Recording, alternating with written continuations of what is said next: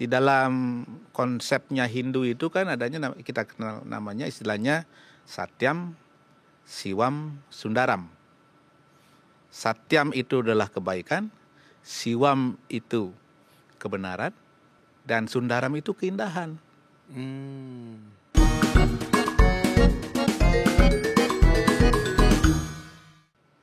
Merdeka, kita berjumpa lagi di podcast Nusantara. Hari ini saya ingin membahas tentang agama Hindu, agama yang sangat memiliki pengaruh dalam peradaban Nusantara.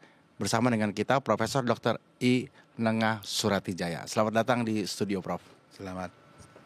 Profesor juga guru besar di IPB dan juga salah satu dewan pembina di Pura di Gunung Salak, betul ya, Prof?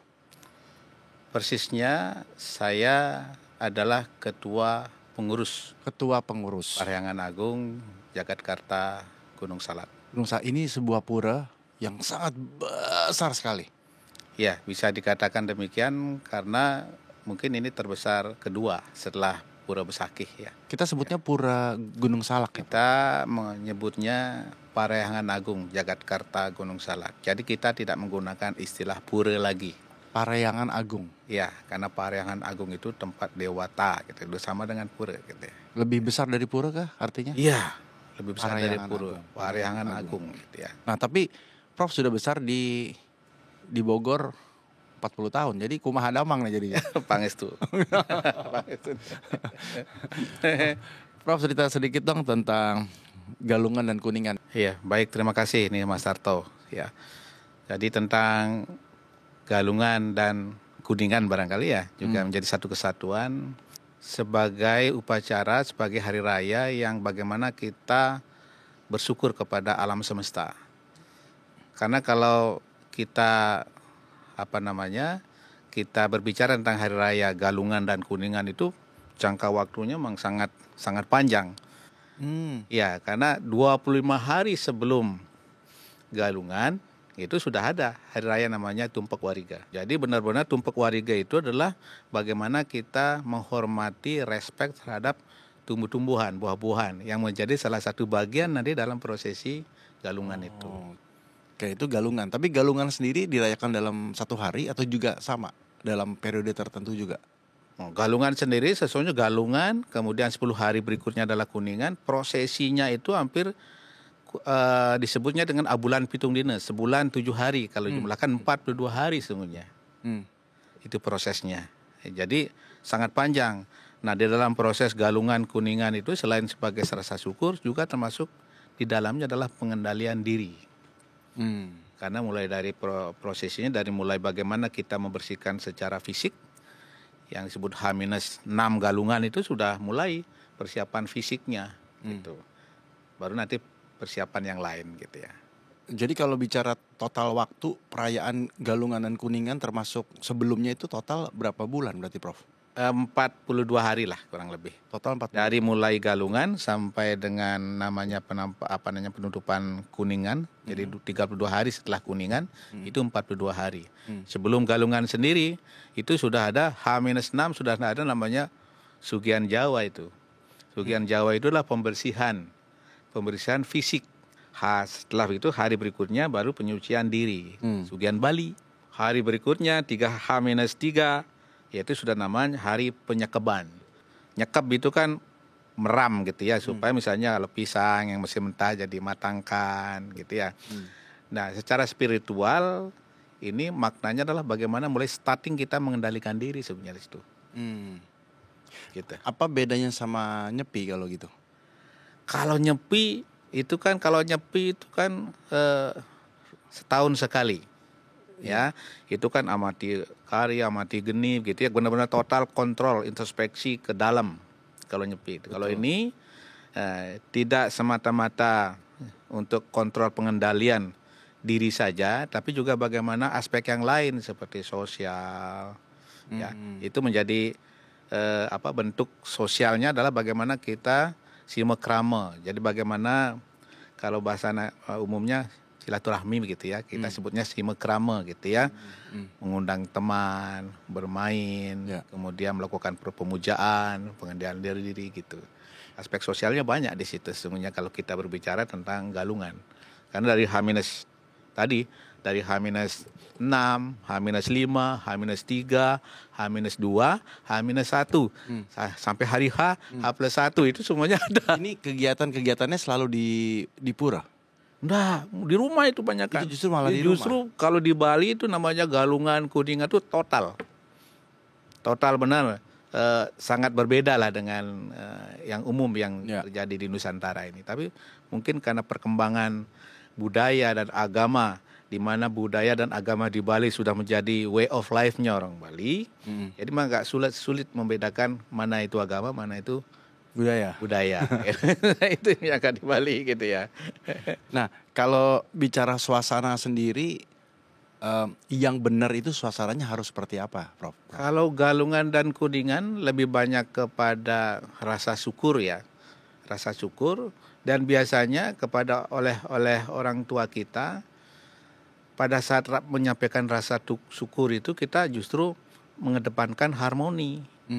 Jadi harmoni itu hubungan kita dengan tetangga kita, terutama di keluarga kita gitu ya, itu lebih ditekankan. Makanya pesan kalau orang tua pada saat galungan dan kuningan jangan sampai terjadi selisih paham, jangan sampai bertengkar. Jadi itu hari sukacita sebenarnya. Iya, ya sekaligus juga syukur. Ya, syukur. Ya, dan controlling seperti yang saya katakan tadi. Di dalam rentang waktu yang begitu lama gitu ya, dari mulai persiapannya H-6 sampai dengan plus 32 setelah kuningan itulah hari-hari yang sakral sebenarnya, nggak boleh terjadi pertengkaran. Itu benar-benar kita orang tua pasti menyampaikan kepada kita nggak boleh bertengkar di situ. Itu benar-benar kontrol kita kepada anak-anak. Orang tua biasanya mengajarkan demikian. Makanya di dalam suasana itu setelah kita melakukan persiapan, kemudian juga ada pengendalian dari karakter yang tidak baik di dalam kita, amarah, benci gitu ya, suka memfitnah begitu, itu kita kontrol ya dalam bentuk yang namanya penampahan galungan. Nah, pada saat kita hari hanya kan benar-benar kita melakukan persembahyangan di situ. Nah, setelah itu baru hari entertain H-1. Nah, makanya disebut dengan manis galungan. Nah, biasanya atau kunjungan ke keluarga teman, keluarga saudara gitu ya, saling mengunjungi. Ini apakah tradisi dan upacara yang sama yang saya kenal, katakanlah kalau Prof berarti 40 tahun yang lalu gitu, tetap sama atau kemudian semakin hari semakin berangsur berubah atau mendekati zaman, pendekatannya berbeda?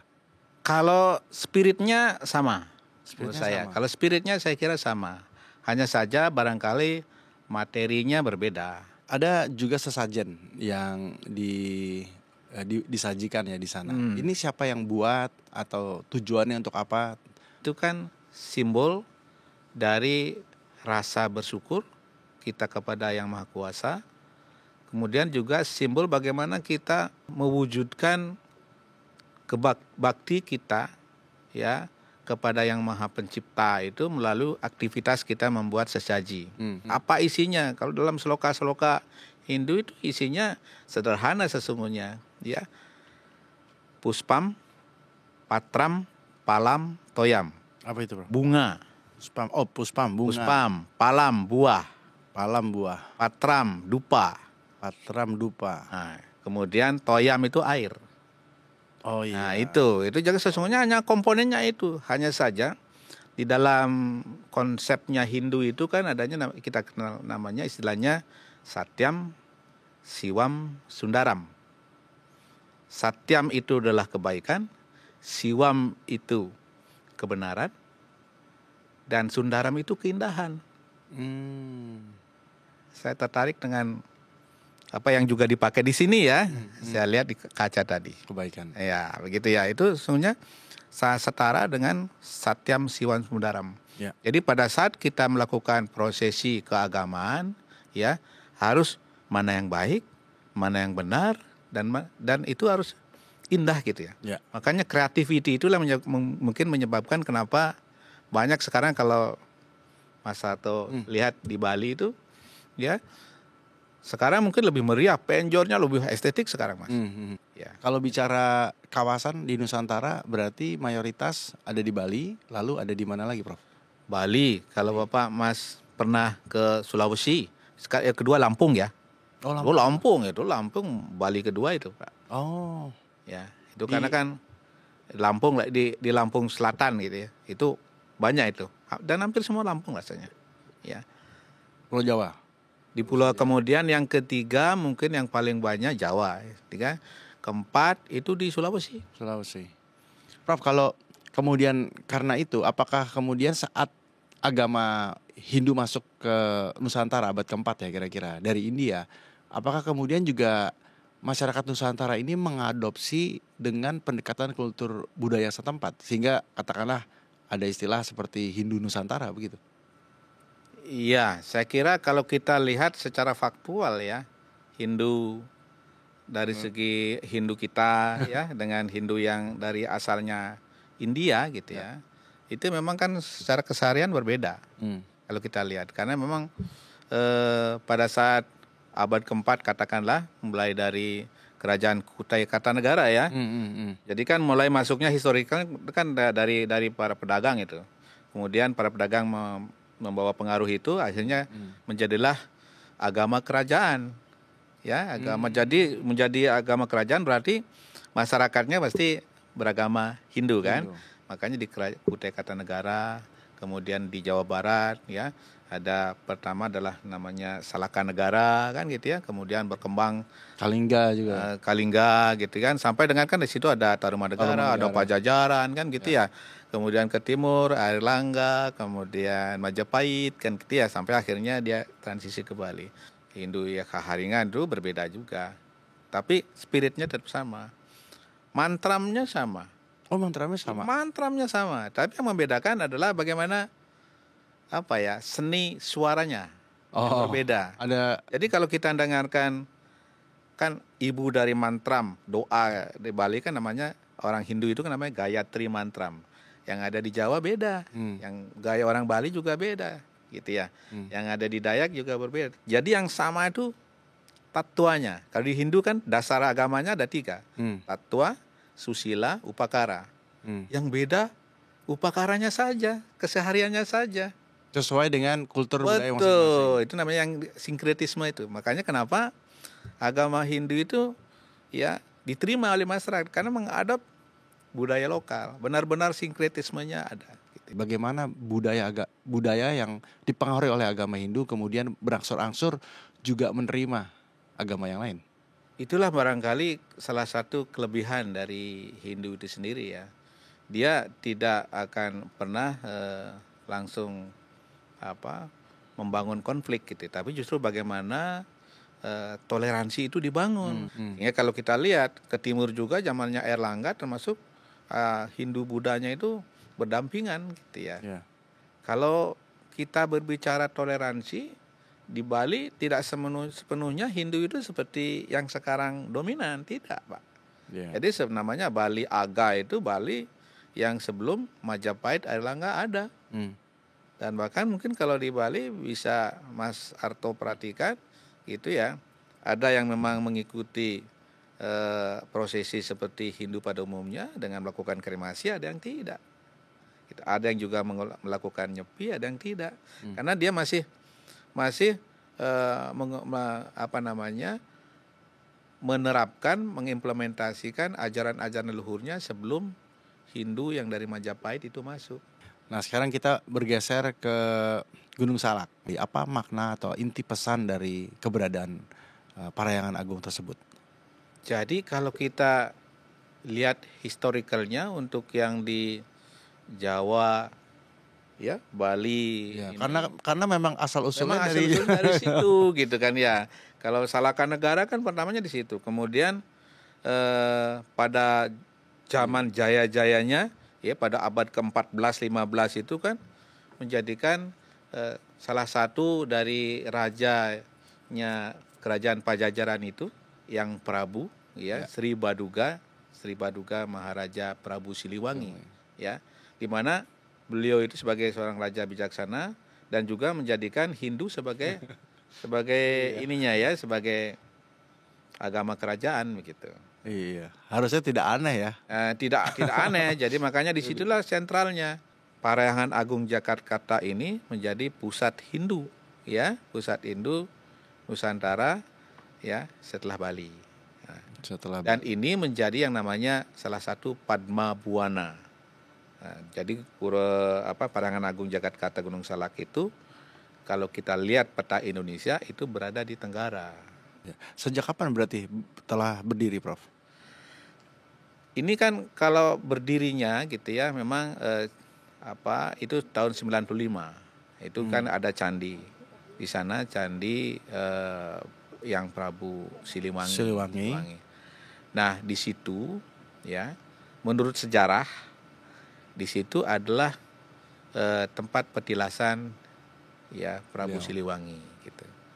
Makanya juga melalui perjalanan spiritual ya para pendahulu kita ditemukanlah disitulah ada disebutkan sebagai tempat ya petilasannya dari sebagai Prabu titik Siliwangi. Titik petilasan. Ya, titik petilasan salah satu. Prof, saya penasaran dengan besarnya Parahyangan Agung ya. Seluas apa sih katakanlah dengan Pura Besaki yang ada di Bali? Kita ada beberapa footage di sini, nanti Prof mungkin bisa cerita ke kami. Nah, ini misalnya. Ini adalah Glungkori gitu ya, untuk masuk ke ke Utama Mandala. Kita sebutkan ada di Parahyangan Agung kan ada 3 mandala, 3 zone. 3 zona. 3 zona gitu ya. Mandala Utama, kemudian Madhya Mandala, kemudian Utama Mandala, Madhya Mandala, dan Kanista Mandala. Ini adalah Glungkori, pintu masuk keluar ke Utama Mandala, di mana situ menjadi tempat-tempat yang paling sakral gitu ya, di mana kegiatan-kegiatan persembahyangan ada di situ. Yang paling kiri itu adalah entrance-nya untuk masuknya, naiknya. Yang untuk yang persembahyangan biasa. Ya. Yang sebelah paling kanan itu adalah untuk pintu keluarnya. Sedangkan yang di tengah ini yang paling sakral. Jadi kalau ada misalnya prosesi yang untuk membawa namanya perlingga gitu ya, misalnya adalah sesuatu yang kita sakralkan, baik keluar misalnya untuk melasti, untuk ke tempat lain, ke pura lain gitu ya, atau mungkin dari pura lain juga ada namanya Daksina Linggih yang datang ke pura itu lewat yang pintu tengah. Ini hanya boleh umat agama Hindu atau bisa siapapun? Bisa siapapun. Oh. Jadi ini kan memang salah satu misi dari Parahyangan Agung ini adalah toleransi. Ya. Asalkan ke puranya itu memang untuk memberikan respect, ya, untuk respect, semedi, meditasi, ya, untuk memberikan penghormatan, boleh. Nah, ini adalah petilasan dari Prabu Siliwangi, ya. Petilasan sendiri itu artinya apa sih, Prof? Jadi petilasan itu adalah tempat-tempat yang memang beliau itu pernah di situ. Nah, kalau ada juga mengatakan cerita rakyatnya moksanya di situ, ya kan? Itu kalau menurut saya, logika saya itu memang sangat logis. Kalau pada saat hujan, jangan coba-coba berdiri di situ, Pak. Mas bisa lenyap sekalian itu. Karena itu petirnya kan, Pak. Oh, ya, petirnya sangat tinggi. Ada kemungkinan memang demikian kan konsep orang moksa zaman dulu, ya, selain memang bisa sendiri begitu, tapi karena mungkin juga kondisi alamnya memang demikian. Jadi semacam zona energi gitu ya? Iya, kalau kita demikian. Nah, ini pelinggih dari dalam pet. Pelinggih itu apa? Pelinggih itu tempat suci. Oke. Ya. Ini masih dalam kawasan. Ini ada Agung. Ini di Madhya Mandala. Oh. Jadi yang di tengah-tengah itu yang ke level kedua. Ya, Madhya Mandala. Nah, ini dalam cosmic power-nya ini, ya, di pelinggih ini adalah bagaimana menghilangkan kekuatan-kekuatan negatif gitu. Nah, ini Prof. Ini juga pelinggih dari Ganesha. ya. Jadi sebagai manifestasi dari kekuatan alam semesta, di mana umat yang ingin berdoa ya ke sini dulu untuk memfilter kekuatan-kekuatan yang negatif. Hari ini apa yang menjadi tantangan kita semua, khususnya anak-anak muda hari ini, untuk terus menanamkan nilai-nilai tadi? Apa yang Prof lihat sebagai pendidik juga, sebagai pengurus, sebagai umat Hindu itu sendiri, untuk terus bisa menjaga dan memastikan nilai-nilai suci ini bisa terus berjalan di dunia yang sekarang udah sangat high teknologi itu, Prof? Yang terpenting kalau menurut saya adalah harmoni sekarang. Harmoni jadi prioritas.